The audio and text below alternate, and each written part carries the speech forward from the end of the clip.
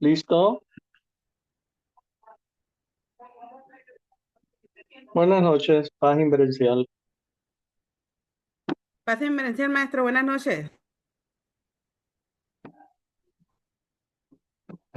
Estamos entonces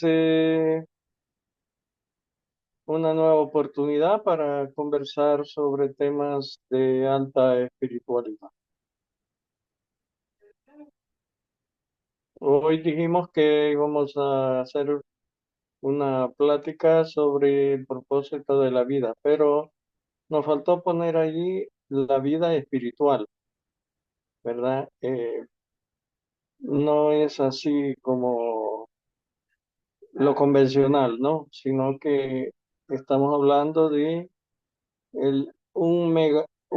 dijéramos, propósito más elevado, perdón, más elevado. Y ya llevamos un tiempito dando algunas pláticas y yo creo que ya tenemos una idea del propósito de estas conversaciones.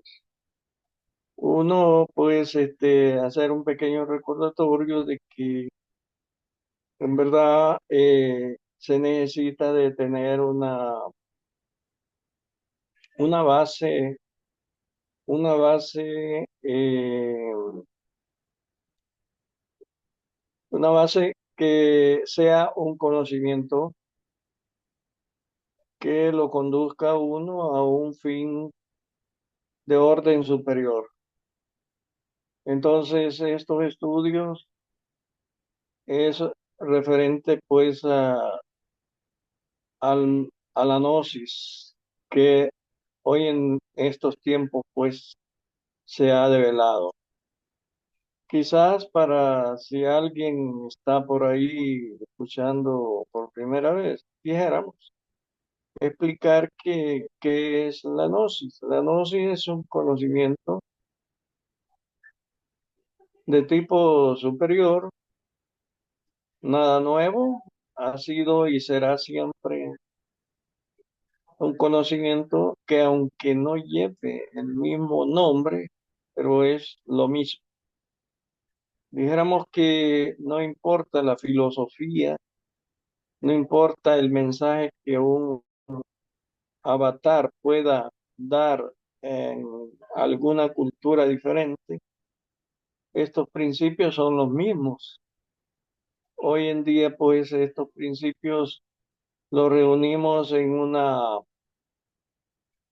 un conocimiento que reúne la síntesis de la religión, de la ciencia, del arte y de la filosofía. Estos cuatro pilares son los fundamentales. Entonces, toda aquella persona que quiera enrumbarse a un propósito superior, tiene que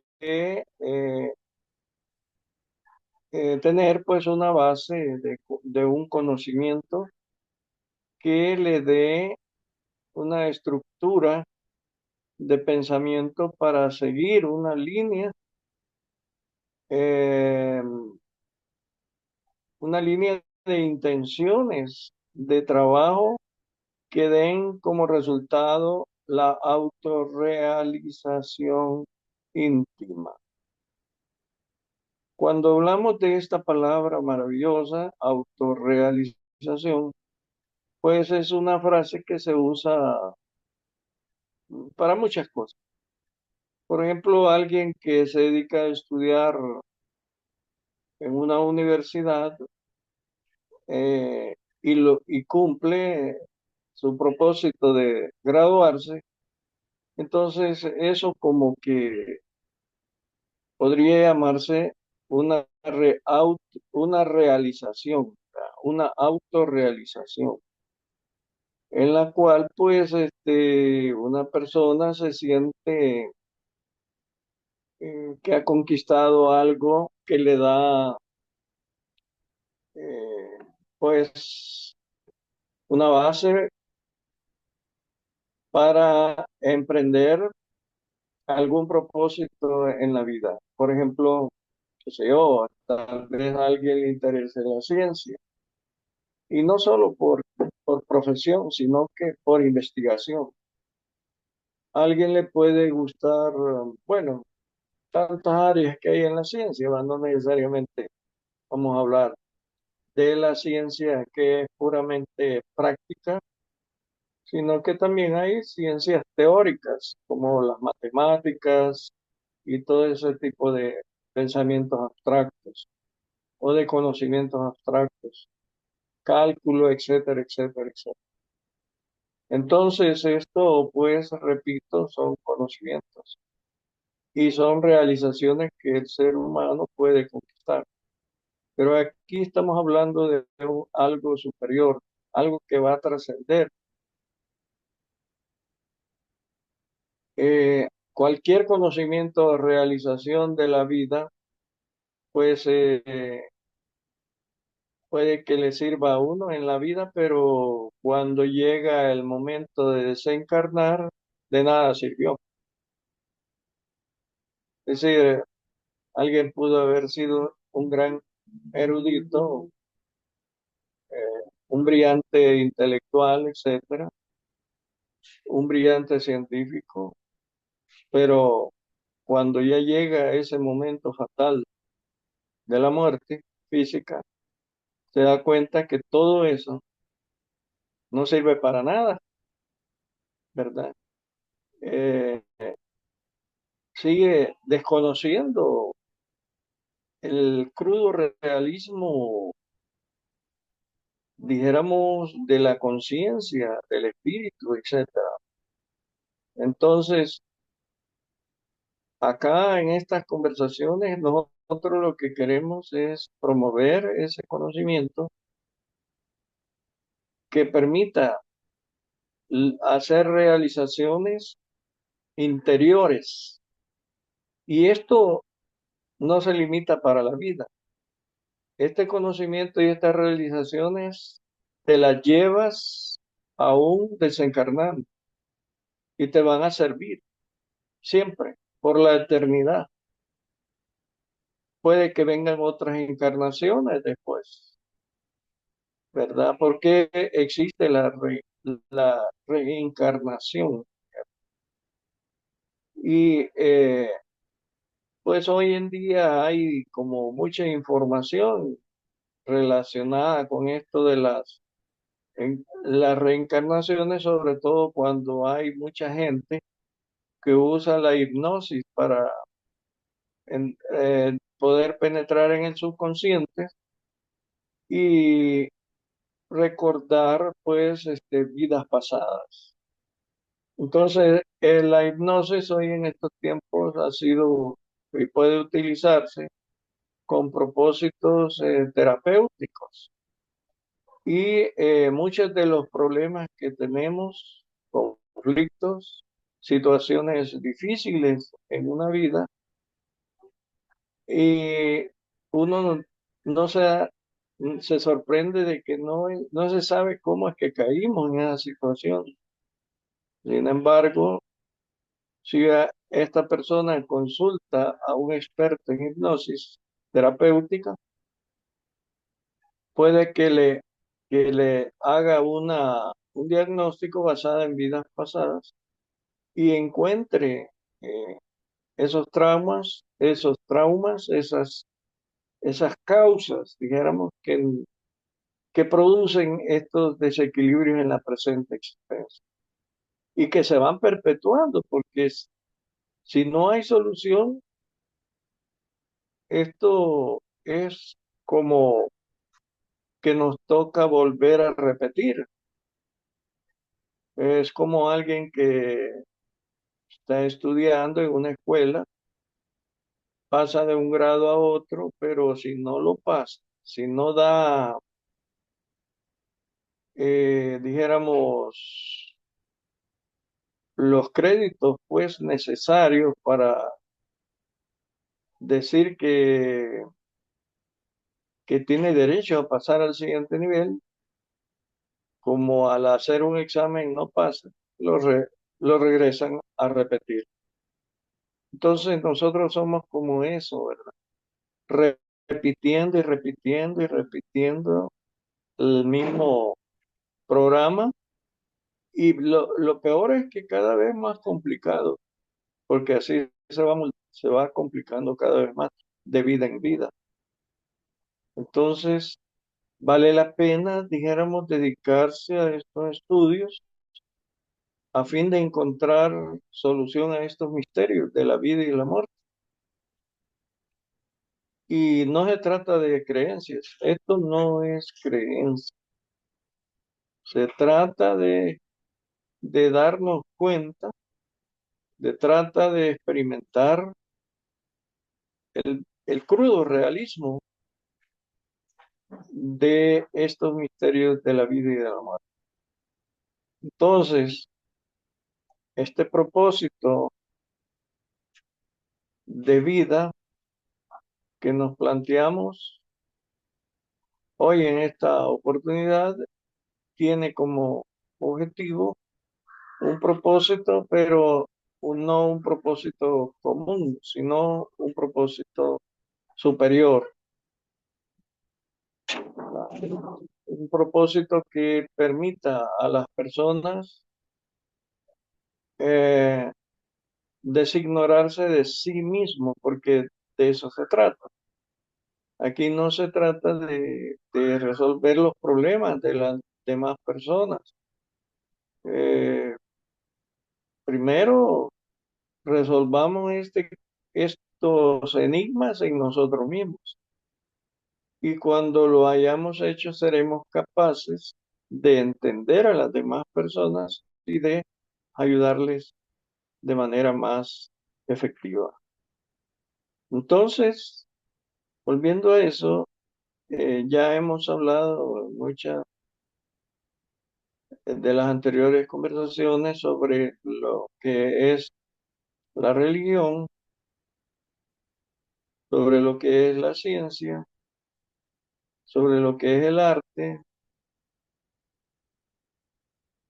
y esto pues estudiarlo a fondo para de ahí sacar una síntesis. Esta síntesis es el conocimiento, ¿no? Entonces,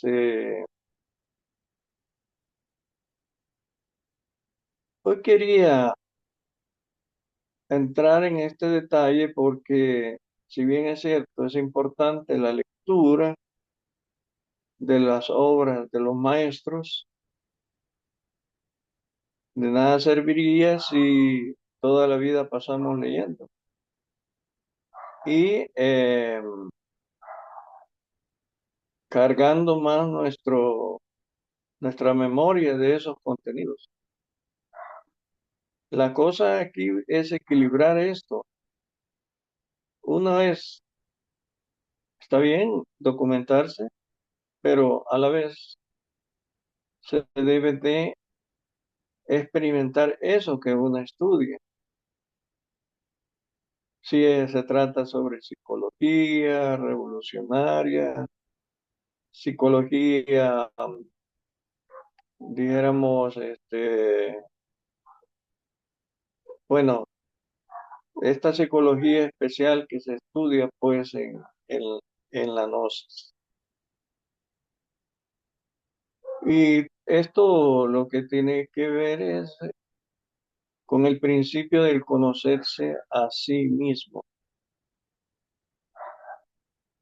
Desde luego que en este estudio debemos darnos cuenta de todas estas funciones, digamos, con las cuales nosotros vivimos. Y jamás nos hemos explicado, por ejemplo, cuando alguien se define a sí mismo, que quién es, por ejemplo, respondiendo a esa pregunta, eh, En realidad lo que podemos sentir, lo que podemos percibir a través de la conciencia es el resultado de múltiples funciones interiores. Por ejemplo, en este momento, si ustedes en estos momentos están conscientes, muy conscientes de sí, pero ese consciente de sí es el resultado de muchos factores. Por ejemplo, las sensaciones. Las sensaciones uno puede captar y hacerse consciente de la sensación de este momento. ¿Qué es lo que queremos decir con sensaciones? Bueno, lo que queremos decir es que son el resultado de la función de los sentidos, sensaciones, el resultado de la función de los sentidos. Fíjense bien. Entonces, esta sensación que ahorita estamos experimentando es múltiple. No solo es en función de un simple sentido. También hemos oído la palabra sensorial, ¿vea? La palabra sensorial también es otra forma de decir la, los resultados cuando están activos nuestros sentidos. Entonces, esto tiene que ver con otra palabra, que son los sensores. Fíjense que sensores, sensoriales, sentidos. ¿Comprende? Son palabras que tienen su misma raíz. Entonces, ¿qué es un sensor? Dijeron. En un vehículo, por ejemplo, de estos modernos, en que pues hay en la pantalla de la computadora se reflejan múltiples eh, advertencias del funcionamiento del vehículo.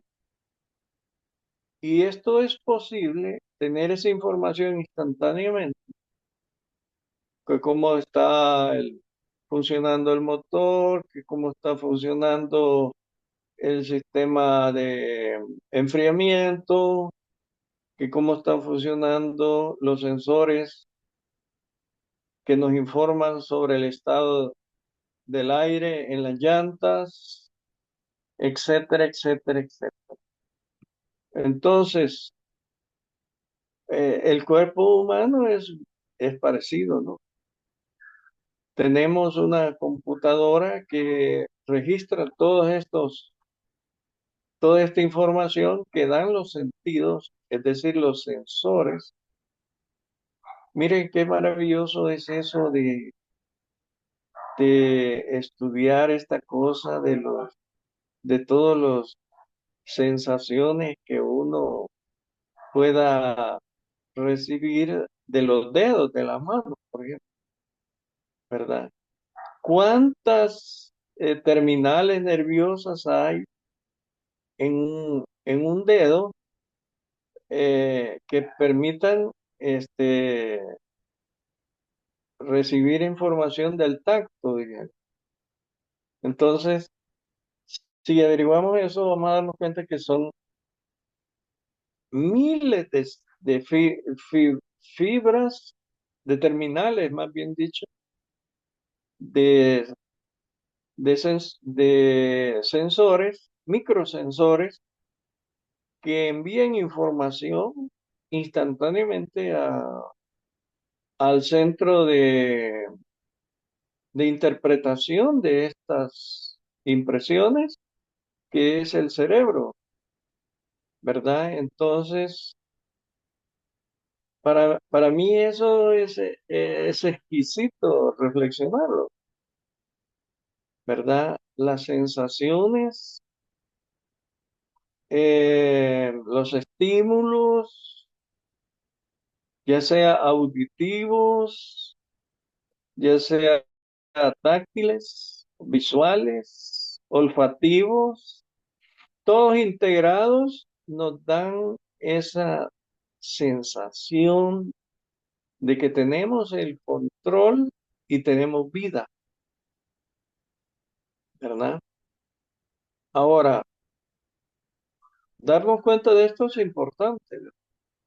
Pero hago la pregunta, ¿tenemos control sobre eso o simplemente vivimos la vida y todo nos sucede? Porque no tenemos ningún control sobre esto. Entonces, básicamente, pues, vivimos en automático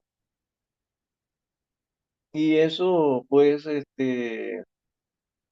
el común denominador de toda la humanidad. Ahora, lo que nosotros queremos es salirnos de eso, ¿no? Entonces, lo que queremos es tener dominio de estas cosas. Conocerlas es necesario para intentar tener ese dominio, ¿verdad? Entonces, primero es conocerlas y después dominarlas. Entonces, nos vamos a centrar en ese aparato que es nuestro cerebro, que interpreta todas estas sensaciones, todas estas impresiones que nos llegan por los sentidos. Y solo hay una manera de hacerlo, nada más, y es observando todo este proceso. Observar significa no caer, no caer pues en la identificación con ninguna de esas impresiones, sino pues mantenerlos al margen. Tampoco es negarlas, simplemente observarlas. Algo parecido a estar a la orilla de un río sin querer tapar el río, sin querer detener el agua. Deje que el agua corra. Ah, pues, en este caso es parecido. Deje que todas esas impresiones, de que toda esa información sensorial siga su rumbo, dijéramos, pero no se identifique con absolutamente nada de eso. Entonces, lo que vamos a valorar acá, que lo que tiene sentido es la conciencia. Lo que vale en nosotros, en principio, es la conciencia. Por lo tanto, lo que tenemos que hacer es liberar la conciencia. Bueno, la conciencia no es que la vamos a crear, porque la conciencia es. Lo que debemos hacer es liberarla, porque en su mayor parte está estamos hablando de casi el 97% está condicionada por todo esto que no hemos sabido manipular en la vida.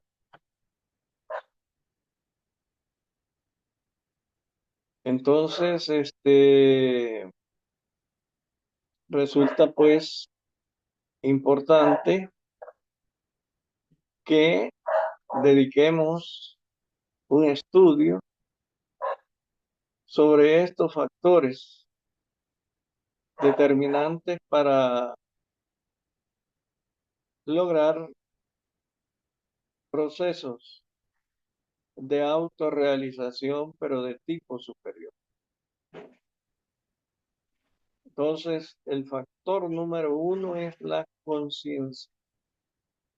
La conciencia.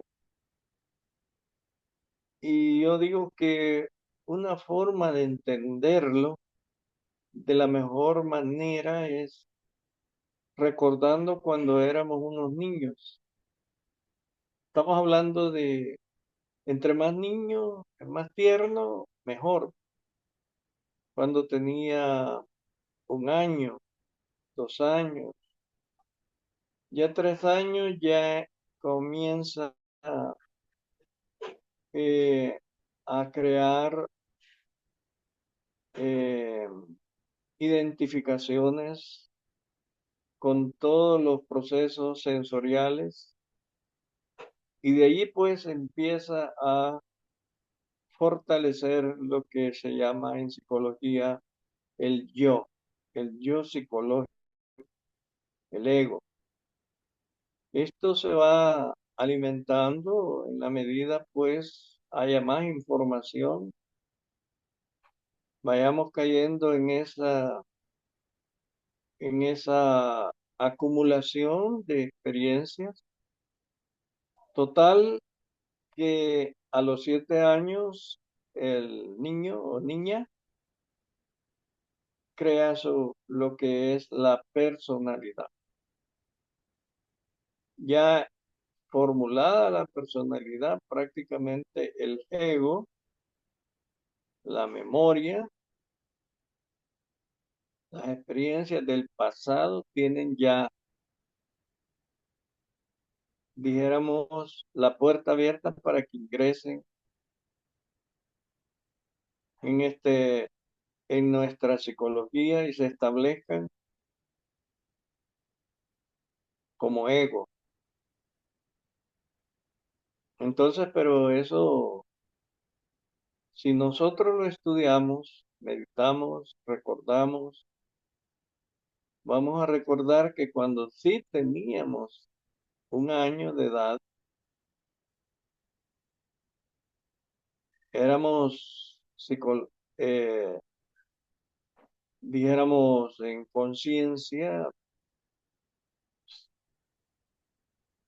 conciencia éramos completos.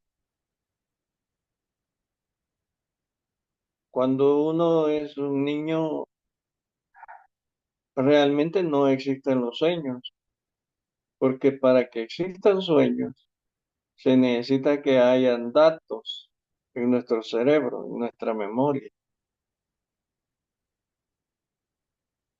Y cuando alguien está en cuna, por ejemplo, en esos procesos, la, la realidad no tiene ningún significado, pero el niño sí procura incorporar esos significados. Ah, él ve a su padre o a su madre, ve el entorno, el lugar donde se encuentra, pero no sabe el concepto de esas cosas. Yo recuerdo muy bien cuando me quedaba observando el techo de mi casa cuando estaba en cuna y eso era aburridísimo, estar ahí hasta que alguien se dignara a bajarlo. Era necesario ponerse a llorar para llamar la atención. Todas esas cosas yo las recuerdo y puedo entender mi psicología y sé cómo es una mente, dijéramos, libre del yo. Es decir, la conciencia. El niño es bien consciente. Cuando dormita, el niño entra en un limbo que es un vacío